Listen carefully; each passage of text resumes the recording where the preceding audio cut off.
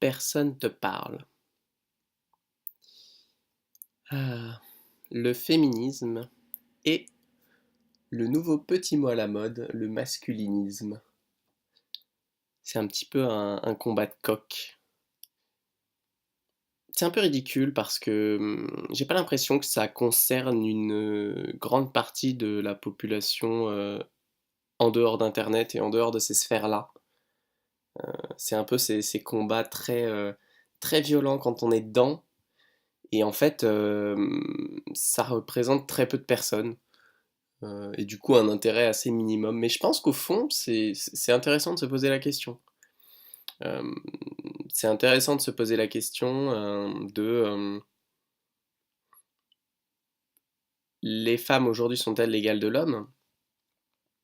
D'un point de vue personnel, il est vrai que j'ai toujours été éduqué et j'ai toujours eu cette perception très claire que c'était pas égal. Et je me suis toujours considéré comme très chanceux d'être un homme pour cette raison. Parce que clairement, euh, c'était une chance de pouvoir gagner des 1v1 contre la moitié de la population un peu gratuitement, même sans être sacrément balèze. De pouvoir sortir tard le soir sans craindre quoi que ce soit, et de manière générale qu'on attende un peu moins de moi, de manière sociale et au niveau de la bienséance, etc. Donc voilà, ça c'était ma position, et pendant longtemps j'étais voilà, intimement convaincu, effectivement, les médias mainstream tendent à nous dire que bon bah l'égalité n'est pas atteinte, mais qu'on y est presque, qu'on avance. Et à côté de ça, t'as un mouvement très violent, euh, violent dans le sens audible, de féministes qui te dit non, en fait, on n'y est pas du tout. En marge typiquement des médias de masse qui nous tendraient à nous dire qu'on y est presque, voilà. Un peu comme une asymptote, quoi. On tendrait vers l'égalité, peut-être qu'on n'y arrivera jamais, mais au fond, ça dérange pas grand monde. Et à côté de ça, tu as ce mouvement féministe qui vient te dire que non, il reste beaucoup à faire, en fait. Il ne s'agit pas de rajouter les quelques millimètres d'inégalité entre deux sexes, mais qu'il y a beaucoup d'écart. Et du coup, on parle souvent de chiffres, parce qu'effectivement, c'est très insidieux, et très vite, on rentre dans cette bataille des chiffres, qui est assez absurde. C'est-à-dire que pendant très longtemps, les féministes étaient relativement seules, et elles avaient pas grand monde contre qui gueuler, quoi, à part le système. Et bon, le système est une espèce de force avec une inertie absolument monstrueuse, et beaucoup de gens d'intérêts différents critiquent le système sans que ça fasse quoi que ce soit au système. Jusqu'au moment où une communauté similaire, qui du coup là est à un niveau égal, et là il peut y avoir un espèce de ping-pong des idées, est arrivée. Et pas mal de gens se sont dit que, au fond, c'était. Ah, ça, c'est vrai que c'est quand même un problème d'un point de vue orthographique, qu'on ait appelé ça féminisme, c'était quand même assez stupide.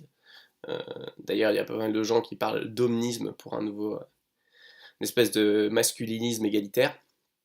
Déjà que le masculinisme se veut égalitaire, mais bon, ça, effectivement, en termes de mots, c'est pas très bien choisi.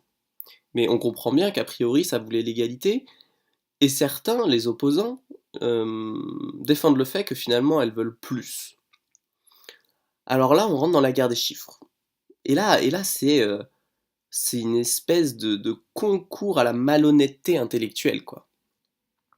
Entre ah, mais vous comprenez, il y a plus d'hommes qui se suicident, ah, mais il y a plus de femmes qui essayent de se suicider.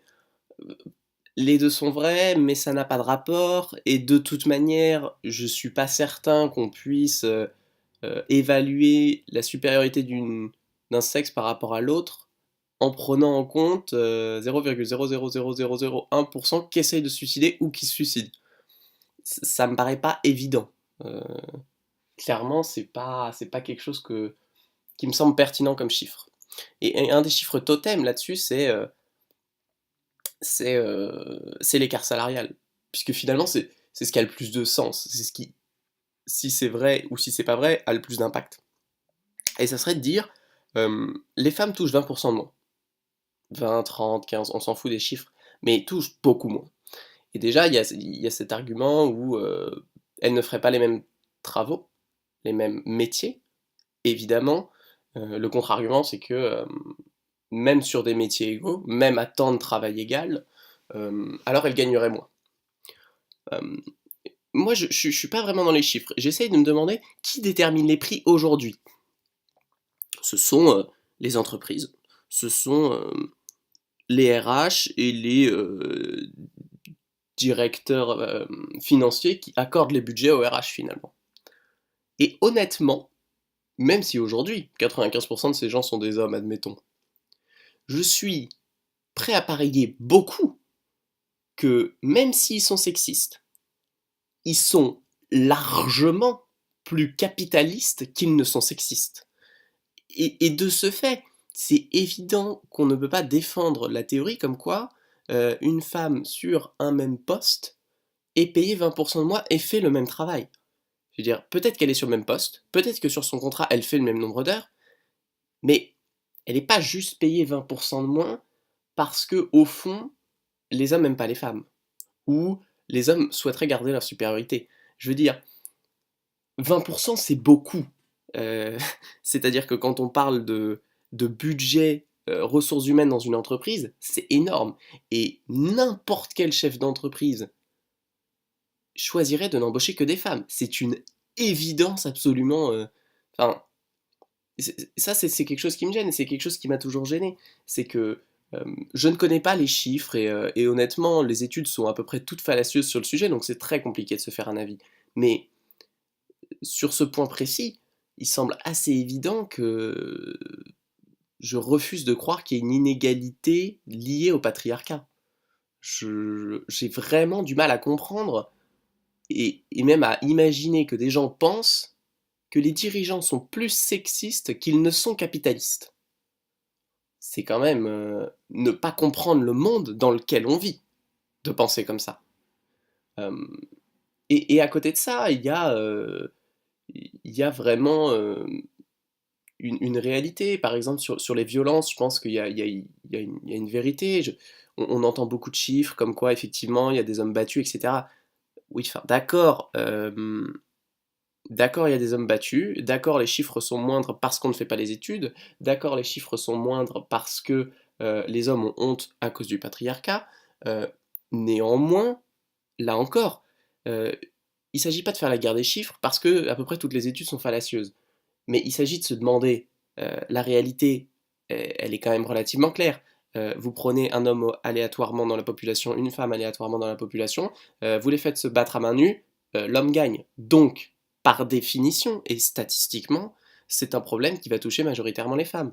Parce que, évidemment, il y a une emprise psychologique, il y a plein d'autres facteurs, mais de manière générale et de manière statistique, puisque c'est ça qui nous intéresse, ça semble évident qu'il y a un problème et une inégalité. Après, c'est un problème intrinsèquement lié à la biologie. Donc c'est un problème, qu'est-ce qu'on fait? Enfin, concrètement, la discrimination euh, d'un point de vue de la loi, elle n'est pas. C'est-à-dire qu'aujourd'hui, d'un point de vue de la loi, en France, hein, bien entendu, il y a une égalité. Après, le fait que dans les mœurs, ce soit différent et que biologiquement, bah ouais, c'est pas égal du tout, euh, c'est un problème. Mais qu'est-ce qu'on fait contre ça?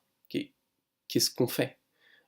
Est-ce qu'on punit plus sévèrement un homme qui frappe une femme parce qu'il a cet avantage pour essayer de rééquilibrer? Dans ce cas-là, c'est très compliqué de faire l'arbitrage.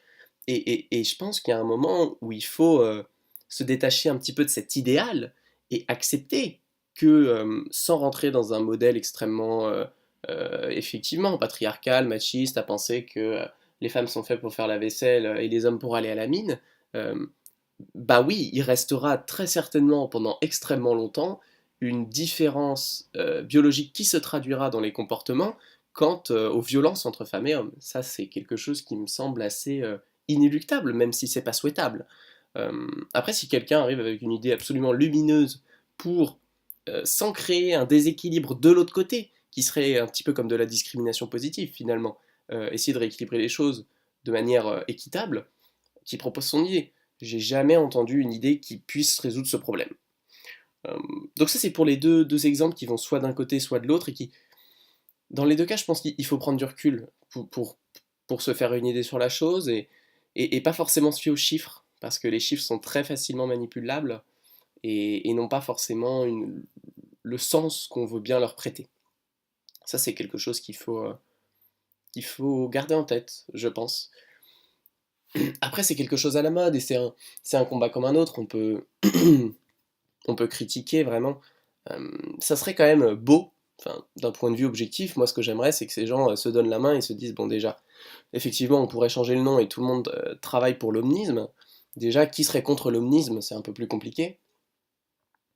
Et finalement, recadrer les priorités sur des pays dans lesquels déjà la loi discrimine de manière claire.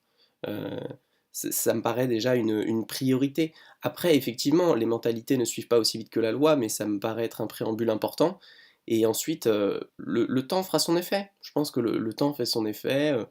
Après, beaucoup d'hommes, effectivement, se sentent menacés par la nouvelle présence féminine qui effectivement, a plus de chances aujourd'hui de faire leur travail qu'il y a 20 ans, a plus de chances d'être indépendante, mais bon, les gens ont peur de ce qui est nouveau depuis toujours. Je pense pas que ce soit fondamentalement différent du problème de la technologie. Donc, d'un point de vue personnel, je pense qu'on y gagnerait tous à calmer les tensions, à se rassembler autour d'idées relativement simples communes et travailler à légiférer de manière simple et égalitaire. Et oui, ça sous-entend que dans les pays développés, il n'y a plus beaucoup de travail à faire et qu'on accepte que il y a une inégalité, il y a des inégalités encore, pas monstrueuses, je pense, mais d'un côté, ces inégalités sont intrinsèquement liées à nos fonctionnements biologiques. Et peut-être qu'on peut, au lieu de se battre et pour avoir toute l'égalité, peut-être qu'on peut apprendre à vivre avec, quoi. Peut-être qu'au fond, on peut faire avec. Je pense qu'on peut, je veux dire, pendant des milliers d'années, on a vécu quand même avec un système qui, pour le coup, était foncièrement discriminant, et pourtant, on l'a fait. Et je pense que les femmes ont réussi à y trouver leur compte d'une manière ou d'une autre, donc ça me paraît pas impossible euh, de redistribuer les cartes, tout en acceptant qu'on n'est pas exactement le même jeu. C'est un fait. Ouais, personne te parle.